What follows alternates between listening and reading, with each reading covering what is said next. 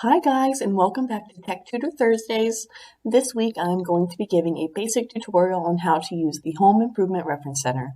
This database is actually very cool and helpful because all the home improvement related information you could seek is nicely condensed into one place, and new information is always being added. Compare that efficient search experience to searching on Google where you get millions of results, and you are probably only scratching the surface of helpful and reliable information out there. Now could be the perfect time to check out the Home Improvement Reference Center. You don't need to have a library card, and you may very well have some spare time for home improvement projects. So let's get started. As with most Ohio Web Library databases, you can get to the Home Improvement Reference Center two different ways. I'm going to demonstrate the long way, so we are here starting on the Carnegie Public Library website, and then we are going to come up to Find Information, and then we're going to come down to OWL Online Research Resources. Now we are on the Ohio Web Library website, so you can either access these databases by going straight to this website, or it can be accessed from our website as I just demonstrated. Now that we are here, we are going to scroll down, and then we're going to click on DIY resources and how-to guides, and then we're going to scroll some more until we find the Home Improvement Reference Center, and then we'll click on that again. Because of the stay-at-home order and library closures, most all of these databases can be used without a library card right now. So that was the page you would normally see, and you would need to type in your library card number to get access, but access has been expanded for the time being. So it detected my location, and it takes us straight to the database without a library card. This is the homepage for the Home Improvement Reference Center, and it is pretty straightforward, which makes it really intuitive and simple to use.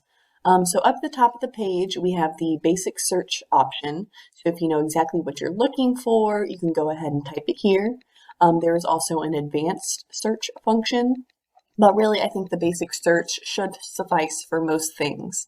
I will come back and demonstrate a search / the results page in a moment, but for now I'm going to point out some other things on the home page.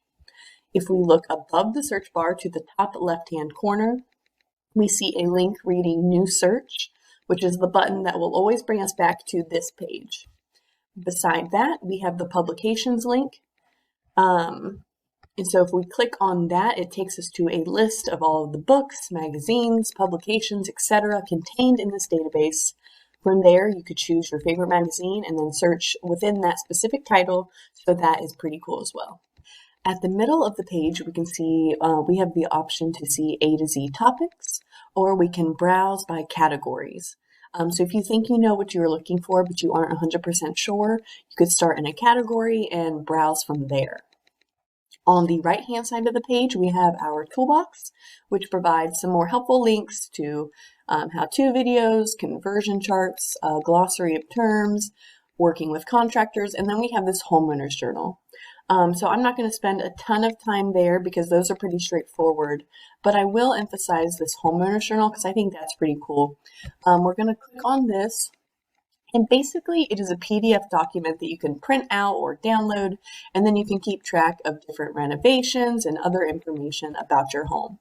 So that might be something of interest that is worth checking out within the Home Improvement Reference Center. So I'm going to go back to the home page here. And then under our toolbox, we have Project Spotlight. So currently the Project Spotlight is on gas grill tune-ups. Okay, so we have gone over the home page. Now let's conduct a search. So in the search bar, you can type in your search terms, or you could search for a certain publication, author, etc. When we search, it is best to only use a few key terms. I know the tendency when searching Google is to type things out as questions. I do it too, but with these databases, we should stick to keywords for best results. So I have been working on painting the trim in my home, so let's type painting trim. And then I'm going to click on this top result and click search. So now we have reached the results page. If we come over here and hover over this little paper / magnifying glass icon, if it's available, we can get a quick view of this result. It will tell us the subject, give us an abstract, tell us the journal the article comes from, etc., without having to actually click on the link and leave this page. On the left-hand side of the page, we can filter our results down further. So first of all, 2 expanders have been added to my search. So this was done by the database to maximize the relevant search results I retrieve with this search. Basically, the database searched for these keywords within the full text of the articles, and then the "and" was added to expand the search to include other relevant results containing the word painting and trim, ensuring I see all related information. Below that, if we wanted to, we could filter our results by publication date by sliding this bar. So if we want something more recent, we can bring that up to 2010. We can also filter by full text and cover story. So if you only want cover stories, you can click the box to only see cover stories on this topic. I typically always select full text because it is a bummer to find the perfect article for something only to discover full text is not available. Finally, we can filter by source type down at the bottom here. So say I only want magazine articles, I can select this box to only see relevant magazine articles. If we scroll back up to the top of the page, we can see how our results are organized. So it's always going to be set to relevance and show us the most relevant results to our search. But we can also sort our results by newest, oldest, source, or the author. So you have conducted your search, you have filtered the results, and have found the perfect article about painting trim. Let's click on the title of the article to view the entry. On the left, we can view the detailed record, which tells us things like the author, the publication, abstract, and publication date, and so on. We are already viewing the PDF version of the article, so we don't need to click on PDF full text. Which, side note, sometimes when you click on an entry, it will take you to the detailed record page first, and you would just need to click PDF full text to view the PDF version.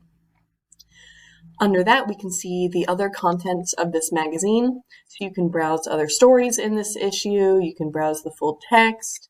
So it's pretty much like if you were in person looking at a physical magazine at the library. If you like this publication, you could always come down here to the bottom. I don't think you could see it because of the watermark, but there's a link that says choose another issue, so you could choose another issue of the same title. To the right of the article, we have the option to do a few more things, which we will come back to in a moment. On this page, we are already viewing the PDF, so we could sit here and we could read it just like this. We can see the whole thing, or we can come up to the top. We could click on this arrow button to download it to our laptop or computer, or we could click the print button to go ahead and print off the PDF version. Keep in mind, any information you find will be lost once your session ends, so you need to do one of the following to hang on to the information you find, which brings us back to these options to the right of the article. The top option here is the option to print, or we could have the article emailed to ourselves. If we come down here, we can cite the article, which basically gives us all of the important information we would need to be able to come back later and find it quickly. And then down here, we have the permalink option. So that will pretty much give us a link so that we can always come back directly to this article. When you do find information in a database like this, you cannot use the web address browser to come back thinking you'll be able to come back to this article, because it will not bring you back to the right place. You do need to use a permalink. So finally, we have this folder icon. So if you wanted to, you could create an account with EBSCO and then sign in at the top there. And then that way you can create folders that you could find up at the top. You can save specific information to folders using that link. And then, you could come back later, sign into your account, and it will still be there. So that is pretty helpful, but you don't need to. You could download the article, email it to yourself, print it, etc. So this has been my tutorial of how to use the Home Improvement Reference Center. I hope you enjoyed this, found it helpful, and I hope you decide to check this database out on your own. It really is full of relevant home improvement magazines, tons of helpful information, and is an all-around awesome database. Have any more questions? Reach out to me by email, and I will see you guys next week.